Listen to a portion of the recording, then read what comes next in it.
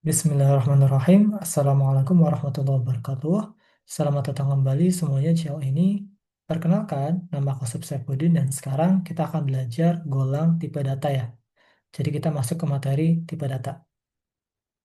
Nah, jadi tipe data ini apa? Jadi tipe data adalah jenis nilai yang menentukan data apa yang bisa disimpan dan apa yang bisa dilakukan terhadap data tersebut di dalam sebuah program. Jadi bayangkan teman-teman punya ember gitu ya. Nah, ember ini kan bisa disimpan air, bisa diisi air maksudnya, bisa diisi pasir, bisa diisi semen gitu ya. Nah, tipe data tuh kayak gitu, kayak air, pasir, dan juga semen gitu ya. Sedangkan embernya itu wadahnya atau variabelnya, kayak gitu. Jadi tipe data itu adalah tipe dari data tersebut gitu ya. Nah, tipe data di Golang itu ada apa aja sih gitu ya? Tipe data di Golang umumnya atau paling utama gitu ya, itu ada empat ini. Ada integer, float, boolean, dan juga string.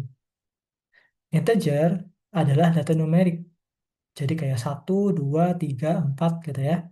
Kalau float itu sama aja data numerik, cuman ada desimalnya gitu. Jadi kayak 1,1, 1,2, 3,14 gitu.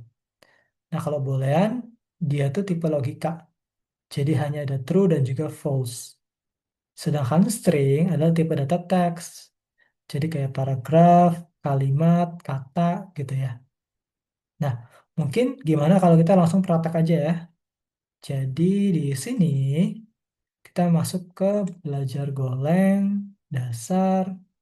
Kita buat folder baru namanya pertemuan 2 ya. Pertemuan 2. Kayak gini. Di sini baru kita masuk ke Visual Studio Code kita.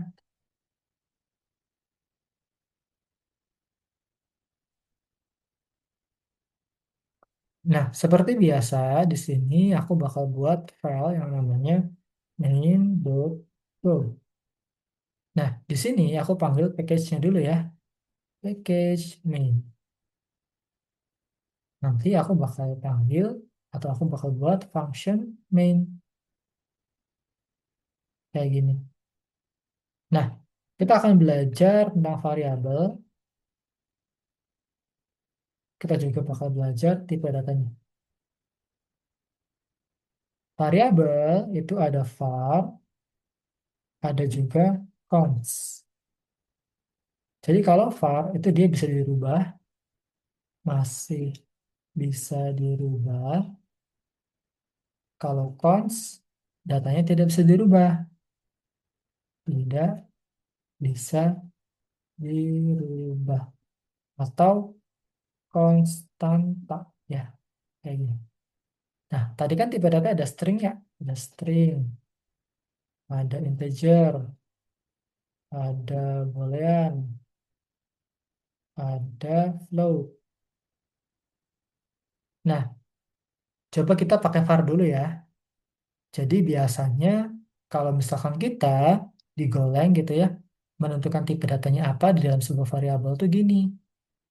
Kita deklarasikan dulu variabelnya atau var atau constnya gitu ya. Self var kayak gini. Baru setelah itu nama variabelnya apa? Misal nama variabelnya nama kayak gini ya. Dan setelah nama variabelnya baru tipe datanya apa? Misal string kayak gini. Baru deh di sini diisi si variabelnya gitu. Sal, ser, sae, udin kayak gini. Ini kenapa error? Karena kita belum menggunakan ya. Jadi karena kita belum mendeklar, kita sudah mendeklar tapi belum menggunakan sama sekali. Kayak gitu. Jadi urutan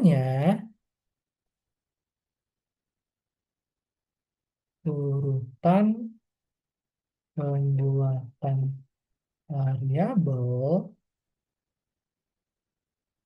itu deklarasinya dulu ya. Deklarasi variabel, entah itu var atau const gitu. Setelah itu baru nama variabelnya. Dan setelahnya itu tipe datanya kayak gini.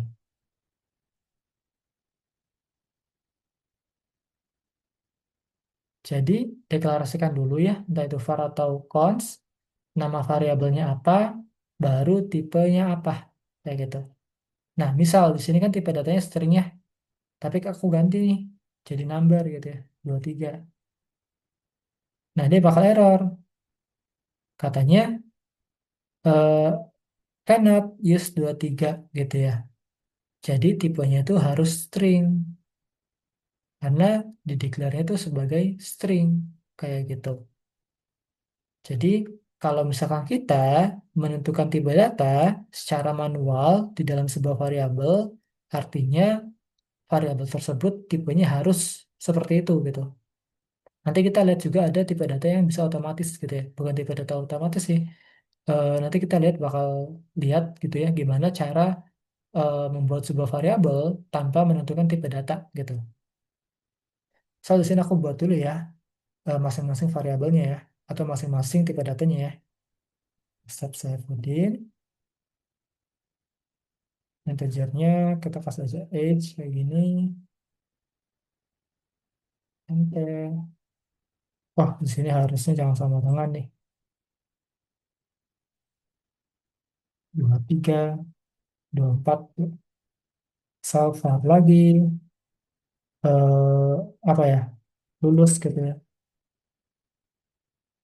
load boolean kasih nilainya true, kasih float, misal float itu nilai gitu ya. Ah, nilai sama dengan atau kasih dulu floatnya. Nah, float ini ada 32 sama 64, tapi kita abaikan dulu, nanti kita bakal lihat perbedaannya kayak gimana. Misal nilainya 8,9 gitu ya, kayak gini. Untuk nampilinnya gimana, Kak? Sama aja kayak kemarin ya, kita bisa pakai FMT gitu. FMT dot println. Nah, di sini aku bisa masukkan namaku gitu, misal namaku,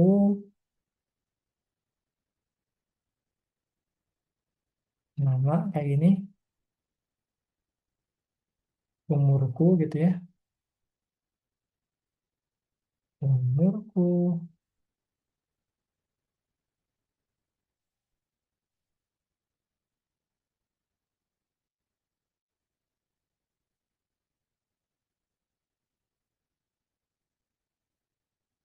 status,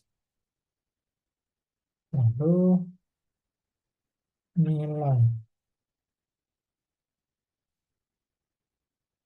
Nah, aku isi dengan nama, umurku aku isi dengan age, status aku isi dengan lulus,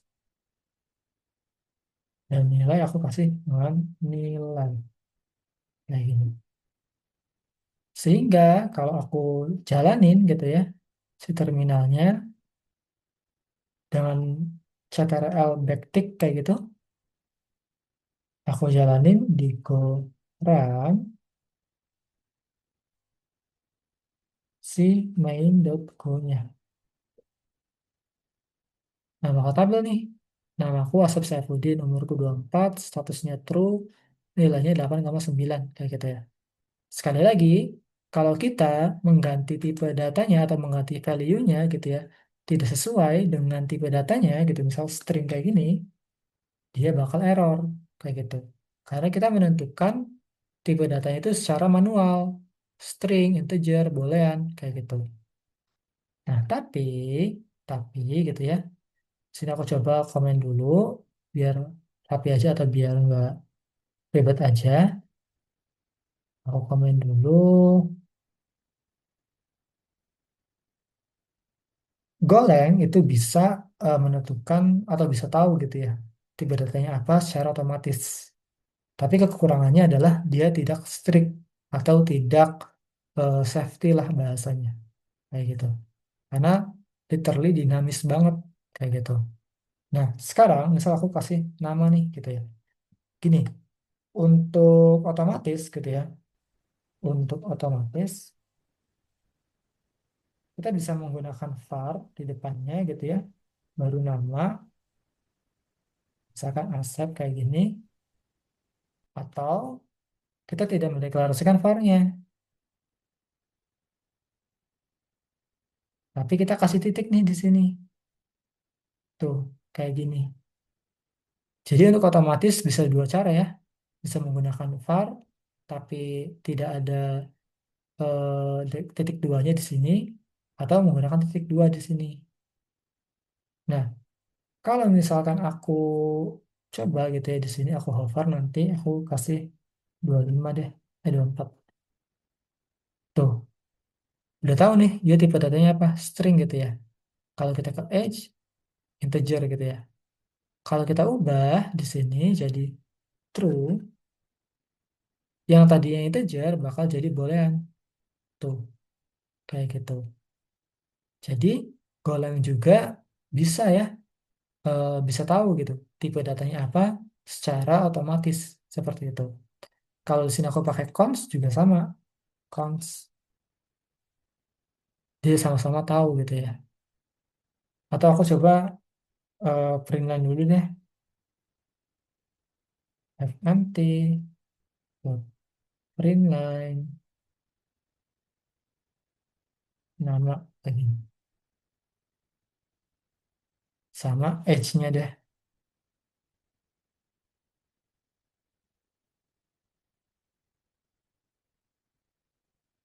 Kalau aku jalanin, dia bakal tampil kayak gitu. Jadi bisa dua cara ya. Bisa declare baru nama variabelnya tanpa mengabaikan atau mengabaikan si tipe datanya, atau kita tidak menggunakan const atau var tapi pakai titik dua di depan sebelum sama dengan ini juga bisa untuk kalau kita hover dia tahu nih tipe datanya apa, itu string gitu ya. Kalau kita ke sini dia tahu juga boolean kayak gitu. Oke, jadi ini ya cara untuk mengetahui tipe data secara otomatis di Golang. Ya aku bawa lagi deh ke var. Nah, sekarang aku ingin tunjukkan ke teman-teman gitu ya mengenai perbedaan antara float 32 dan juga float 64. Jadi, kalau float 32 itu presisinya atau after komanya itu biasanya 6 sampai 7 digit. Sedangkan kalau float 64 presisi atau after komanya itu bisa 15 sampai 16 digit kayak gitu. Lalu kalau float 32 itu lebih hemat memori, float 64 itu lebih akurat gitu ya. Tapi kalau float 32 itu presisinya lebih rendah dan kalau float 64 itu sering dipakai kayak gitu. Sekarang kita akan belajar mengenai manipulasi string, teman-teman. Jadi ada to upper ini untuk merubah yang tadinya huruf kecil jadi huruf besar gitu ya, atau huruf besar huruf kecil menjadi semuanya huruf besar. Kalau to lower itu mengubah huruf yang tadinya huruf besar menjadi huruf kecil, jadi semuanya itu bisa menjadi huruf kecil semua. Kalau hash prefix sendiri dia digunakan untuk mengetahui ya apakah nilai ini atau string ini diawali dengan nilai tertentu gitu ya, atau diawali dengan kata tertentu. Sedangkan kalau constraint ini digunakan untuk mengecek gitu ya, apakah string mengandung kata tertentu kayak gitu. Nah, kita akan coba satu persatu. Jadi di sini aku bisa komentarin lagi aja ya. Misal aku punya paragraf nih di sini. Var str tipenya adalah string. Hari ini adalah hari Jumat. Misal gini ya. Nah, di sini kalau kita mau menggunakan manipulasi string gitu ya, entah itu menggunakan to upper, to lower, hash prefix ataupun contains, kita perlu memanggil package yang namanya string, teman-teman. Jadi kan di sini baru ada fmt aja ya. Nanti kita panggil. Nah, di sini aku coba untuk yang to uppercase dulu ya. Jadi kan kalau aku fmt dot print line kayak gini, baru str gitu ya, kayak gini. Ini kan dia bakal tampilnya huruf kecil semua ya, tuh huruf kecil semua gitu. Nah, tapi kalau teman-teman pengen mengubah huruf kecil ini menjadi huruf besar semua, kita bisa menggunakan to upper yang kayak gini. Caranya gimana, Kak? Panggil dulu package-nya, itu si string. Dia bakal panggil nih. Tuh, panggil ya. Baru titik to upper, baru stringnya apa gitu ya. Stringnya yang mana gitu. Sini str stringnya. Sehingga yang tadinya huruf kecil semua kayak gini, kalau aku jalani lagi, dia bakal menjadi huruf besar semua. Tuh, kayak gini. Nah, lalu ada lagi yang namanya to lower. Aku ubah deh di sini deh, jadi hari gitu ya. Sorry, hanya besar kayak gini. Lalu jumlahnya juga besar kayak gini. Tuh, jadi hanya besar, Jumatnya besar. H untuk hari, huruf pertamanya besar. J untuk nama hari, huruf pertamanya besar. Nah, nanti kalau misalkan kita tetap to upper, dia bakal tetap uppercase semua.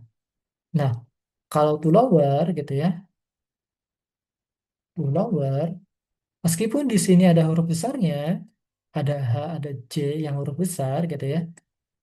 Kalau kita menggunakan to lower, artinya apa? Artinya semua stringnya itu menjadi huruf kecil. Tuh, menjadi huruf kecil ya. Padahal di sini hanya besar nih. J-nya juga besar. Tapi di sini jadi kecil semua. Kayak gitu.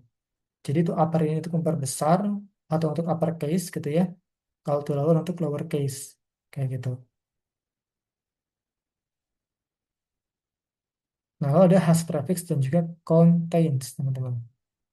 Nah, misal di sini aku menggunakan has prefix gitu ya. Has prefix. Kalau has prefix itu dia menerima dua parameter, teman-teman. Pertama stringnya, baru prefixnya apa. Nah, has prefix ini artinya, atau gini deh, aku coba buat baru ya, kayak gini ya. Has prefix gitu ya. Gunanya untuk apa, Kak? Gunanya untuk mengecek nilai atau kata pertama.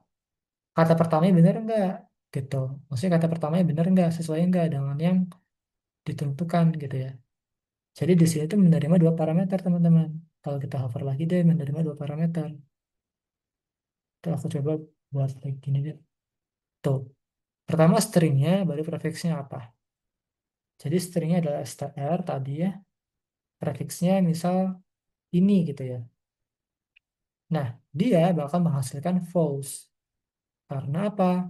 Karena hari ini adalah hari Jumat, itu diawali dengan hari, bukan ini, gitu ya. Nanti dia bakal menghasilkan false. Tuh, menghasilkan false. Tapi kalau kita ubah ini menjadi hari, gitu ya, dia bakal true. Karena nilai dari stringnya itu diawali dengan hari, gitu ya. Jadi sekali lagi, has prefix ini untuk mengetahui nilai pertama atau kata pertama dari string itu apa, kayak gitu. Bener nggak hari atau bukan? Kalau bukan, dia bakal false. Kalau benar, dia bakal true, kayak gitu. Jadi juga menerima dua parameter ya, si stringnya dan juga prefixnya apa. Nah, lalu ada lagi yang namanya contains, teman-teman. Contains. Jadi misal di sini fmt dot println, misal di sini kasih string dot contains. Nah, di sini dia menerima dua parameter juga. Yang pertama string, yang kedua substringnya gitu. Substring itu maksudnya katanya ya. String ini kalimatnya, substring ini katanya. Kayak gitu. Jadi di sini misal dari str deh gitu. Lalu di sini misal kasih accept gitu ya. Nah, di variabel ini kan nggak ada kata accept ya. Dia bakal false nih.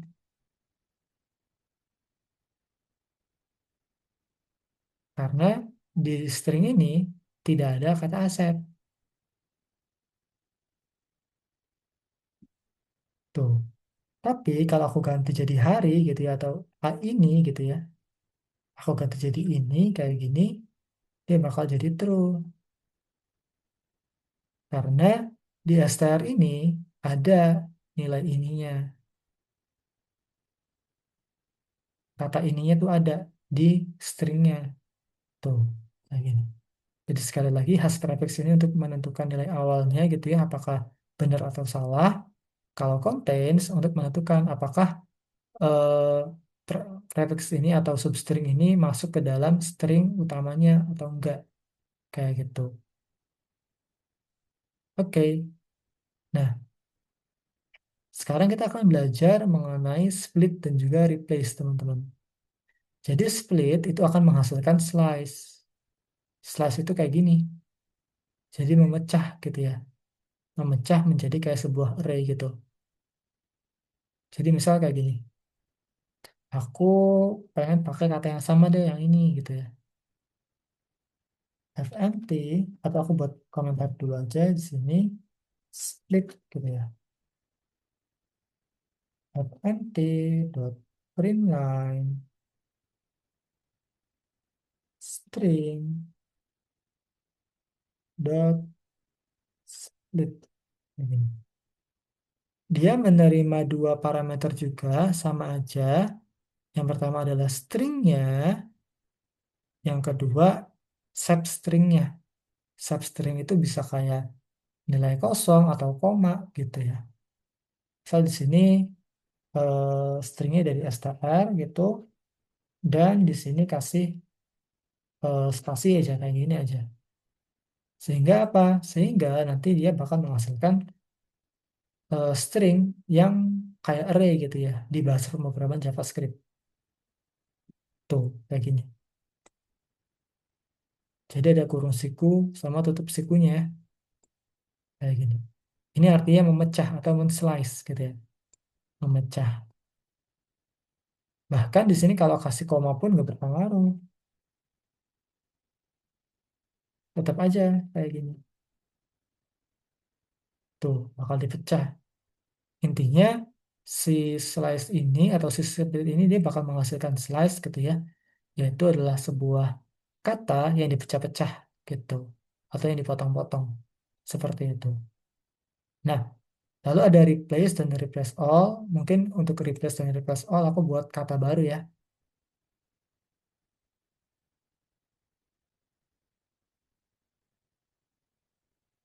Sini replace dulu aja ya. Misal aku punya sebuah variabel str juga, tipenya adalah string kayak gini.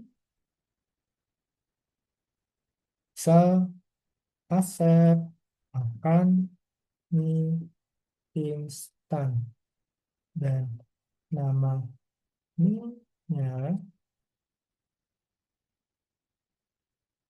apa? Mie accept gitu misal. Nah, di sini kalau misalkan teman-teman gitu ya, eh, pengen menggunakan replace sama aja ya, kita juga bakal manfaatkan si string ini. Jadi di sini aku bisa fmt dot println, baru di sini aku kasih string dot, kita pengen menggunakan replace. Oh, menerima empat parameter nih. Pertama adalah stringnya, old stringnya, new stringnya, baru integernya gitu ya. Atau kata berapa kata yang pengen dirubah gitu ya. Jadi di sini stringnya ngambil dari str, old stringnya atau kata yang pengen diganti adalah me, Baru mie-nya pengen diganti jadi nasi gitu ya. Dan aku pengen ngubah satu aja kayak gini. Sehingga kalau aku jalanin, nah dia bakal ganti nih. Padahal di sini mie ya, Asep makan mie instan gitu ya. Tapi di sini Asep makan nasi instan gitu ya. Dan nama mie-nya adalah mie Asep kayak gitu. Kalau kita ganti ini jadi dua, gimana? Dia bakal mengubah dua mie ini.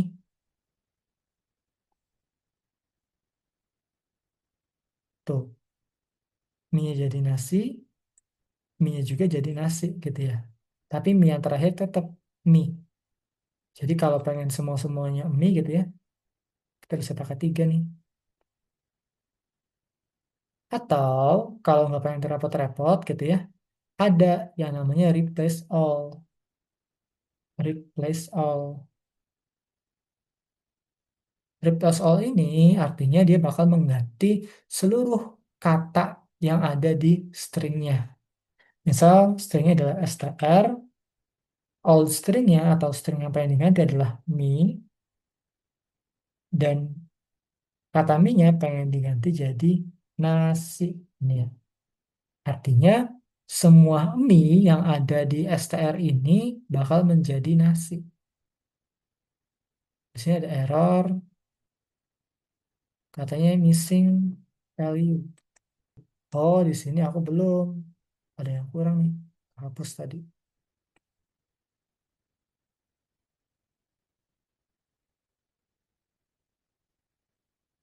Nah, sekarang jadi ya. Nasinya jadi, mie-nya jadi nasi gitu ya. Mie yang di sini juga jadi nasi. Dan mie yang di sini jadi nasi juga gitu. Jadi intinya replace itu mengganti satu atau dua kata gitu ya, atau beberapa kata, tapi kalau replace all itu bisa mengganti seluruh kata gitu ya di dalam sebuah string. Nah, terakhir nih gitu ya. Meskipun di sini aku kasih enter kayak gini, dia bakal error ya. Aku coba kayak gini, jadi bakal error. Tapi kalau misalkan aku pengen bisa ngasih spasi juga, kita bisa pakai backtick kayak gini. Aku enter, dia nggak bakal error. Dan kalau aku jalanin, nah dia juga bakal kena nih spasinya. Kayak gitu. Atau enternya bakal kena. Kayak gitu.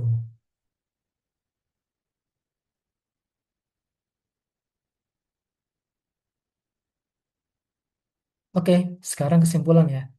Jadi kesimpulannya adalah golang ini memiliki tipe data utama seperti integer, float, boolean, dan juga string gitu ya. Lalu tipe data numerik ini digunakan untuk perhitungan gitu ya. Soal perkalian, pertambahan, pengurangan, penjumlahan gitu ya. Lalu golang juga menyediakan manipulasi string seperti to upper, to lower, has prefix, ataupun contains. Lalu slice gitu ya, digunakan untuk menyimpan kumpulan data secara dinamis dan dihasilkan dengan cara menggunakan split. Replace dan replace all itu digunakan untuk mengganti teks gitu ya. Kalau replace itu beberapa kata aja atau satu kata aja gitu ya. Tapi kalau replace all bakal mengganti keseluruhan. Seperti itu. Oke teman-teman, terima kasih yang sudah mendengarkan sampai akhir. Semoga videonya bisa bermanfaat buat teman-teman ya. Saya akhiri, wassalamualaikum warahmatullahi wabarakatuh.